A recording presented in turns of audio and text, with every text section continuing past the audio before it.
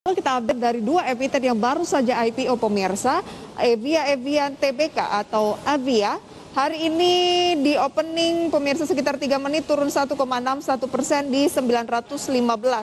Sementara untuk OBM pemirsa, kalau Anda juga mengupdate data Anda ya, OBM Drill Chem juga masih turun 3,89%. Pak Hans masih bisa dengar suara saya dengan jelas? Ya, bisa Bu, jelas. Ya, Pak Hans, maka dari itulah Anda tadi sampaikan jangan buru-buru ya, lihat dulu kondisinya seperti apa. Lagi pula ini kan belum ada chartnya ya, jadi boleh dipantau dulu. Anda bilang dua-duanya sebenarnya cukup menarik, tetapi jangan langsung buy dulu ya. Ya, betul. Oke, kita ke IHSG Pak Hans. Hari ini naik 0,18% di 6614. Anda bilang tadi target terdekat di 6647 ya. Ya. Kalau hari ini level tersebut berhasil dicapai, target selanjutnya di level berapa? Ya, kalau kita lihat memang saat ini indeks kita kalau bisa break level itu mungkin dia akan bermain ke level yang lebih tinggi ya, sampai 6691 ya, sampai 6700-an gitu. Memang setelah Omicron dinyatakan, ini spekulasi ya, memang masih spekulasi di pasar ya. Jadi tadinya kan orang bilang ini kemungkinan lebih menular daripada varian Delta.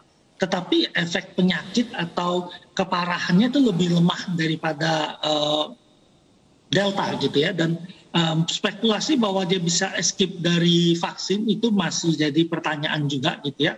Nah tetapi biasanya pada ujung satu pandemik itu ini adalah ada varian yang lebih lemah gitu ya polanya gitu. Sehingga dia menyebar cepat, lebih lemah. Sehingga orang itu yang terkena dia nggak sakit parah, ketika dia pulih antibodinya tinggi sekali gitu.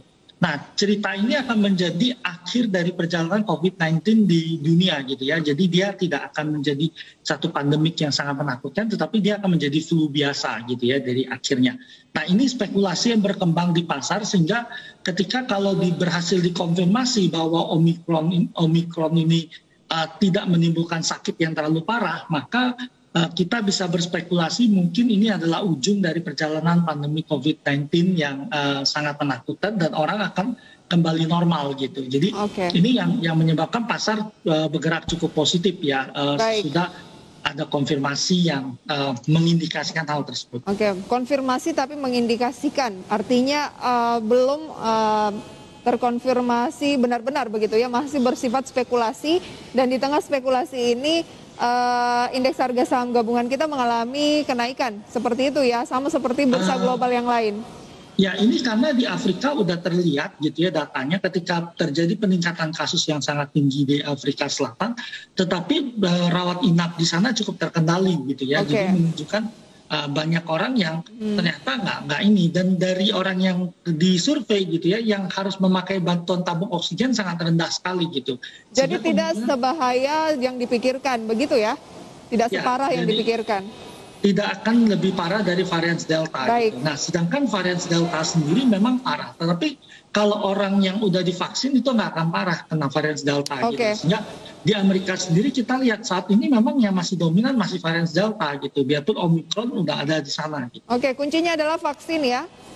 Ya, vaksin adalah salah satu yang cukup penting saat ini. Kita update indeks harga saham gabungan pemirsa. Pembukaan tadi bergerak di kisaran 6.618, naik 0,25%. Jakarta Islamic Index naik 1,43% di 565. LQ45 0,31%, 953. Top gainers pemirsa ada Buka kembali menguat 3,6% di 460. BBCA 1,36%, 7.450. ASII 0,42% di 5950. Adaro 0,79%, 1920. Losersnya pemirsa adalah Avia yang baru saja IPO, turun 1,08% di 920. Telkom turun 2,65%, 4.040. BBNI turun 2,13%, 6.900. Dan Astra Internasional pemirsa ya, kami cross check ASII pada pagi hari ini. Tampaknya lebih ke losers pemirsa ya, turun 0,84%. Oke. Itu dia untuk gainers dan juga losers. Kembali bersama dengan Pak Hans. Pak Hans, yang menarik perhatian adalah Buka. Buka ini naik 3,6% setelah kita tahu penurunannya sudah cukup dalam ya. Apakah karena memang sudah murah dan ini technical rebound saja, atau ada analisis lain Pak, Buka? Ya, sebenarnya Bukalapak ini punya potensi yang besar ya. Jadi menjelang IPO memang kita berspekulasi, oh ini valuasi mungkin agak mahal. Tapi kita harus mengingat perusahaan berhasil mengumpulkan dana cukup besar ya dari IPO tadi gitu. Nah, Buka sekarang akan fokus ke UMKM ini, jadi ada story baru gitu ya. Jadi kalau dia berhasil mendiversifikasi pasarnya lebih ke UMKM, dia nggak perlu terlalu perang harga dengan banyak promo gitu ya, sehingga dia bisa untung ke depan. Di belakang MTech sendiri sebagai pemegang saham Buka itu ada afiliasi dengan Grab ya. Jadi kita lihat kolaborasi mereka mungkin akan kuat ya. Ada Buka di sana, ada Grab, kemudian ada Dana dan ada OVO di sana gitu. Jadi ini ekosistem yang udah terbuka untuk Buka gitu ya. Jadi kalau saya pikir kalau investor jangan terlalu agresif melakukan penjualan pada harga-harga ini, memang Buka udah kelihatan cukup menarik gitu ya. Jadi kita pikir harusnya dia bisa bergerak di sekitar dekat-dekat harga IPO dia gitu. Tapi memang kalau naik terlalu kencang mungkin belum akan terjadi pada Buka. Butuh waktu untuk membuktikan model bisnis dia yang bergerak ke UMKM, apakah mengkonfirmasi perusahaan sehingga berbalik dari kerugian menjadi profit. Oke, level saat ini sudah menarik secara teknikal, tapi butuh waktu untuk pembuktian secara fundamental kinerjanya seperti apa, sesuai ekspektasi tidak ya? Ya. Baik, Pak Hans, ini kan kita sudah mau akhir tahun. Berapa sih target IHSG dan juga peluang-peluang yang tadi kan ada lebih sarankan untuk buy memang tapi jangka pendek. Tapi kalau untuk agak jangka menengah misalnya awal tahun depan, lebih ke apa? Dan target IHSG akhir tahun ini? Ya, indeks tampaknya memang kita harus menyadari bahwa indeks kita ini mungkin nggak akan terlalu banyak menguat. Karena tahun ini udah cukup banyak penguatan indeks itu.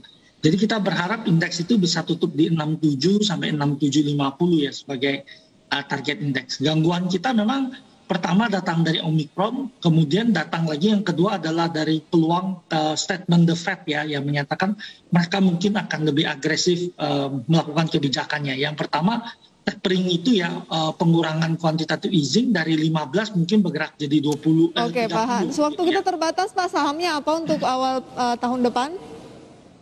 Ya, menurut saya saham-saham blue chip akan lebih menarik gitu ya, karena orang akan rotasi dari saham teknologi menuju saham blue chip kembali ke ekonomik gitu ya. Jadi saya masih merekomendasikan BCA, BRI, Mandiri, BNI sebagai pilihan yang menarik selain Pegas, Jasa Marga gitu ya. Ini saham-saham yang menarik untuk kita kolek. Oke, Telkom, Astra enggak ya Pak ya? Telkom cukup menarik ya menurut saya, tetapi mungkin kita lebih memilih yang lain. Astra menurut saya cukup menarik, tapi Astra kan karena terbantu oleh program PPNBM yang 0% ya, mungkin tahun depan penjualan mobil agak tertekan turun, apalagi ada pajak karbon ya, jadi tentu kita harus mendiskon hal tersebut ya, jadi penjualan Astra mungkin agak tertekan di tahun depan. Perbankan blue chips, kemudian juga tadi Jasa Marga, kemudian PT Gas Negara mengalami pertumbuhan sales yang cukup bagus, sehingga menurut kita emiten ini cukup menarik. Baik, itu dia ya untuk awal tahun depan.